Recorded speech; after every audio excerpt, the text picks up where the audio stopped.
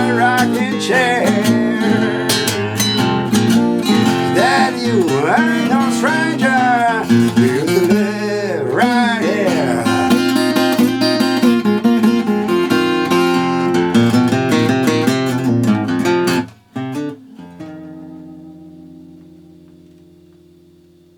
So this is the lesson for Rock Me All Night Long, or Rock Me Baby. It has several titles, and Mance recorded it several times as well, and with different, as always, accompaniments. That's what he did. He never played the same thing twice. So I made a basic arrangement, and you can add variations, of course, according to your needs. So we're in standard tuning, capo first frets, and again the capo is the 0th fret, so this is the 3rd fret, although it's the 4th, etc. So here are these strings to tune, and let's go over the first part of the arrangement till the solo slowly.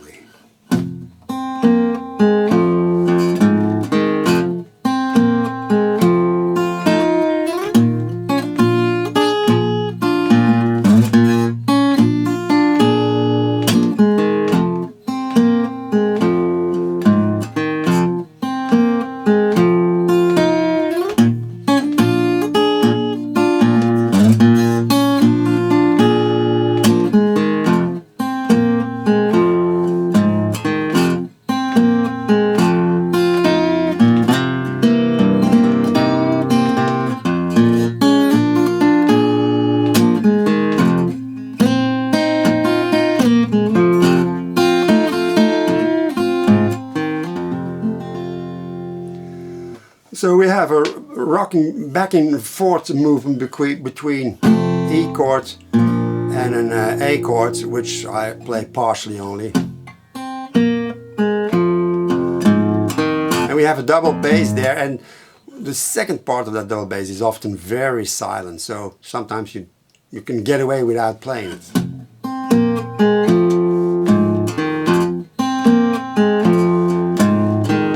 Like this, for example. And then E7, and I'm slightly bending and sliding it up to the 5th fret, 2nd string, and then we start the verse with the vocals.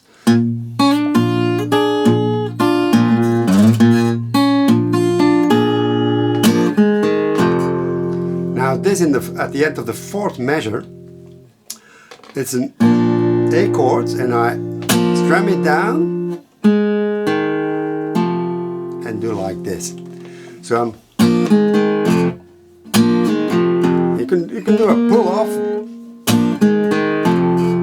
but it's a pull off because you're opening the strings, not really like that.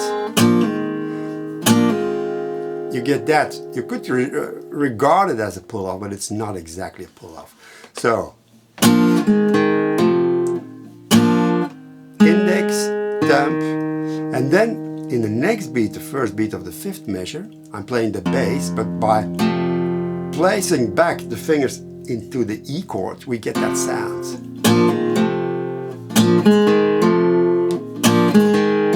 Now I'm not playing that bass in the first note of the 5th measure, and you can hear what the result is.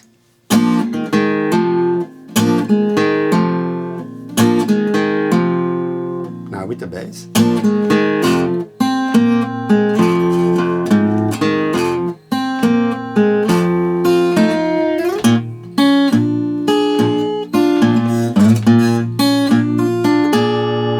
Again that thing.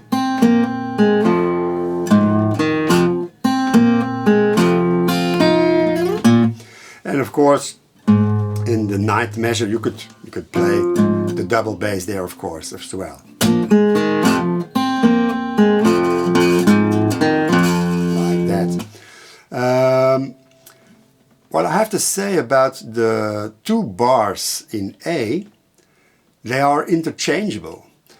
So according to the vocals, I'm not gonna play, but the 4th bar maybe first, and then the 3rd bar, or twice the 3rd bar, or twice the 4th bar, instead of one of each. each sort, because the only difference is and in the second, the fourth bar, we play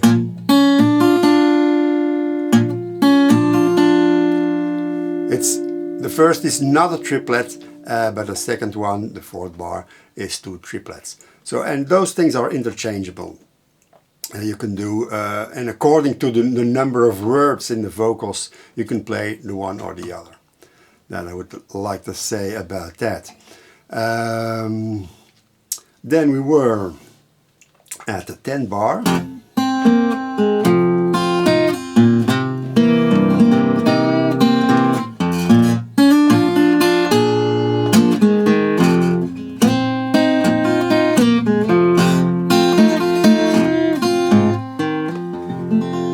And when we go to the B7, we have a roll here. Slide into the chord. So the second beat, temp, middle, index, temp.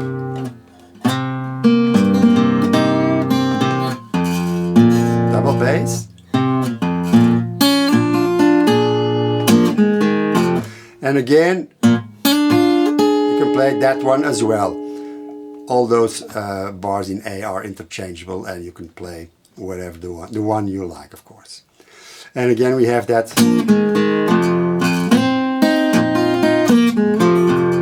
Now that double bass on the beginning, the first beat of the 13th measure, you can replace the double bass by the open second string, which I sometimes do. So one more time.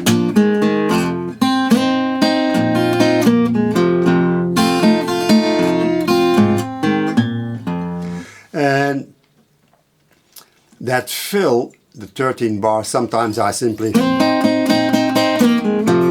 something like that. Or you can also, which is something Mans does, again repeat. I'll play it in context.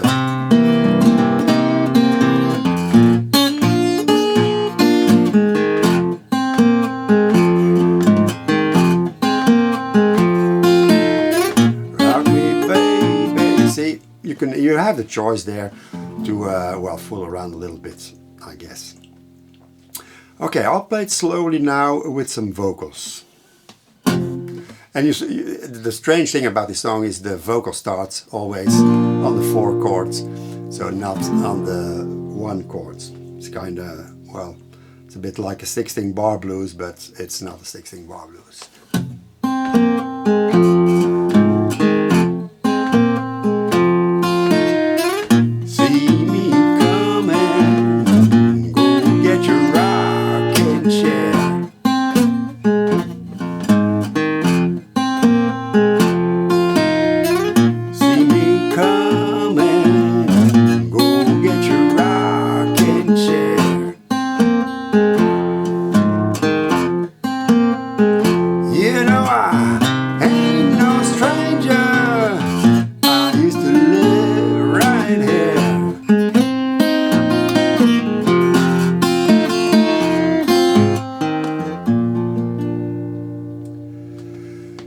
And what I did do different,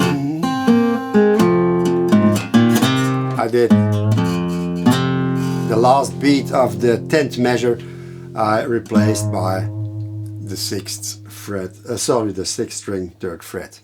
So you have a little variation there. And if you listen carefully and watch carefully the performance video, you will see more variations. But it's impossible to write them all out.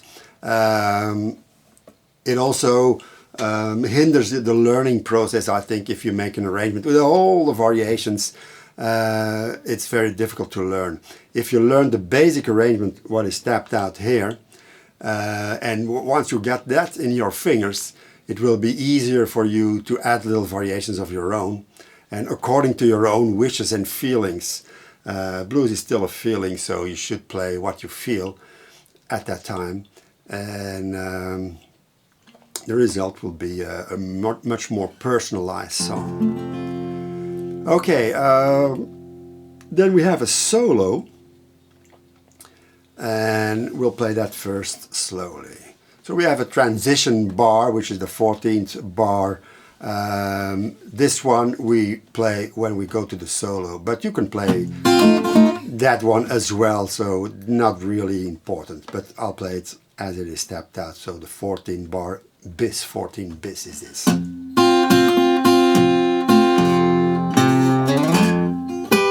Oh, sorry.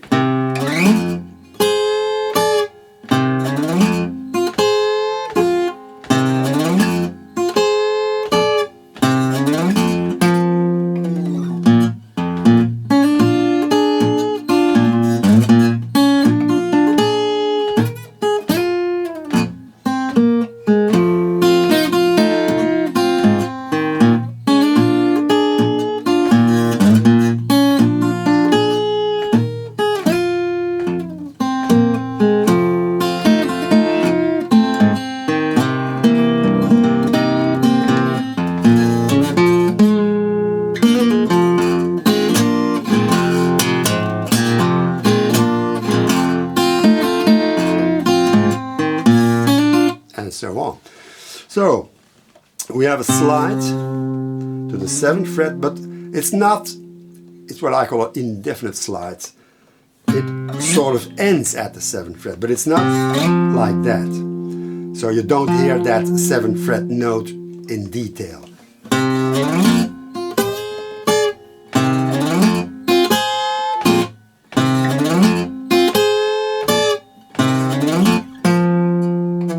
Sliding down slowly, and I play that with 2 fingers, one for each string, first and second string. So both notes have equal volume in this case. You can do it with 1 finger as well. By the way, Mans Lipscomb played with only thumb and index, so that will always give you a different sound than if you play with 2 fingers. So if you really want to get close to Mans, then you should play with only 2 fingers. Like, for example, Reverend Gary Davis. And especially in Davis and also in Mans Lipscomb's sound, the 2-finger approach is really, well, sort of crucial to this sound, and it determines the sound as well. And playing with 2 fingers will slightly sound different. Okay.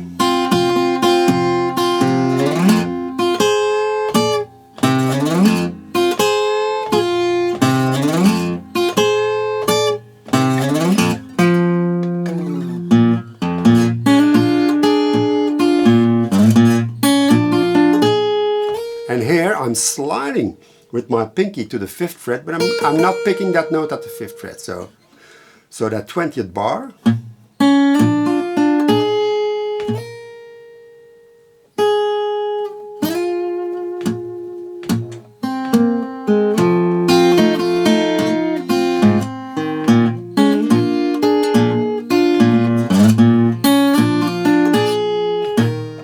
Sorry. Again, that's 24th bar.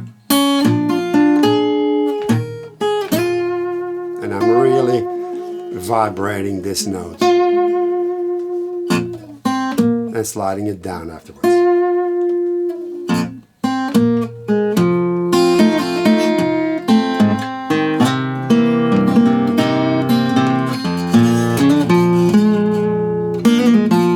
Now, for example, the 26th bar, that's what I did in the vocals, using that, it's transcribed there.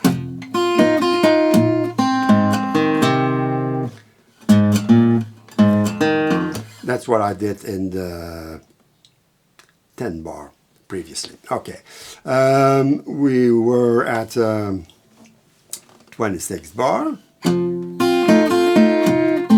going into the B7. It's the same as in the vocal part, and then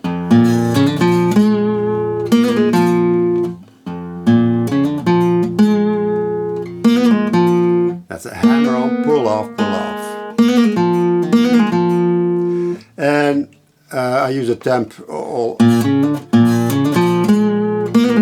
the whole measure, the 28th measure. And this is not what Mance played, it's just a little fantasy of mine. And I use it also in some vocals, in some of the verses at the end. So, for example, I want my back ain't got no bone. My back ain't got no bone.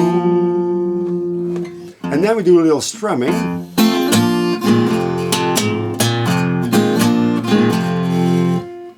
Up, open, that chord down, and it's more percussive strung.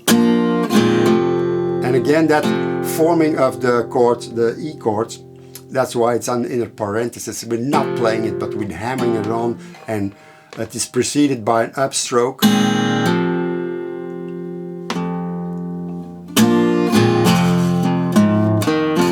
And here, I'm flicking my second finger.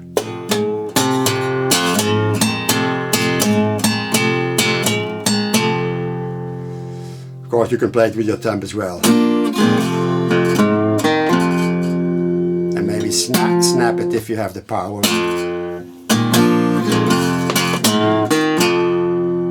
Anything goes there.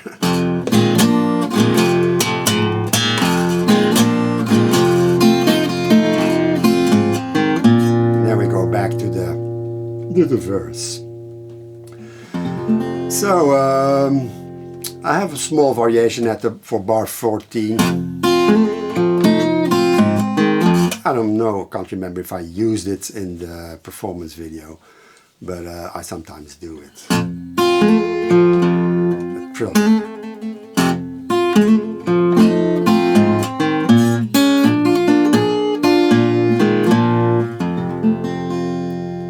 I will highlight that strumming section one more time. And this one, I rake upwards with the index and then do the chords.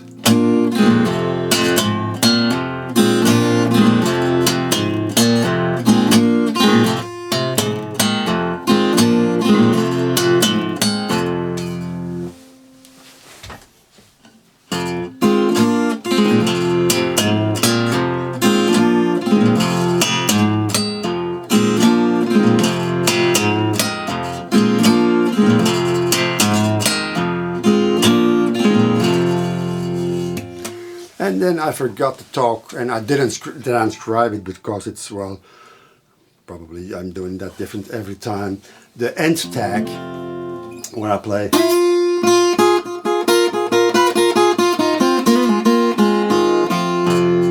Something like that. And it just, the first two strings open.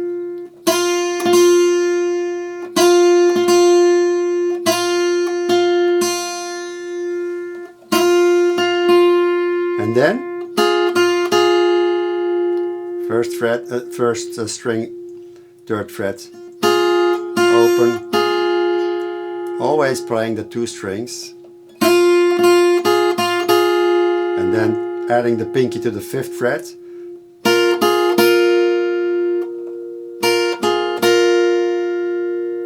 then adding the pinky to the 6th fret, and going down, 6, 5, 3,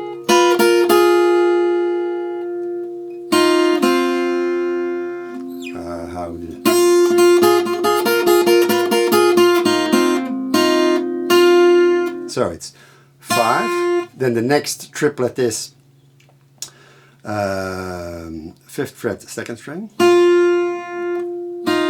going down to the 3rd fret, and then open 1st string and 4th fret, 3rd string, and then hammer on pull off on the 3rd string.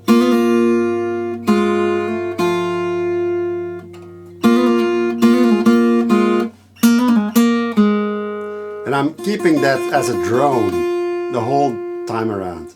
So that's what I'm playing on the 3rd string. And then open, 3rd string, and fourth string and first string.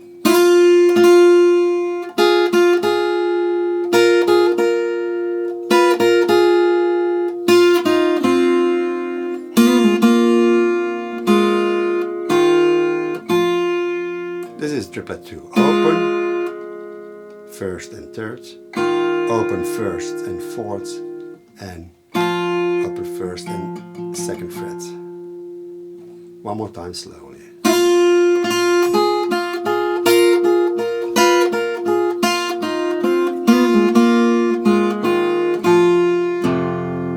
And then the E chord. See that the fifth string also rings.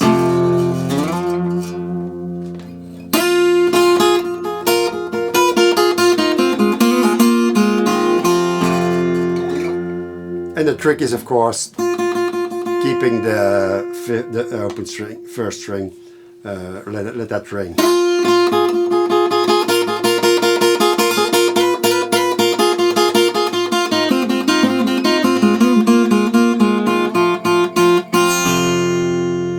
You can concoct a zillion variations to that.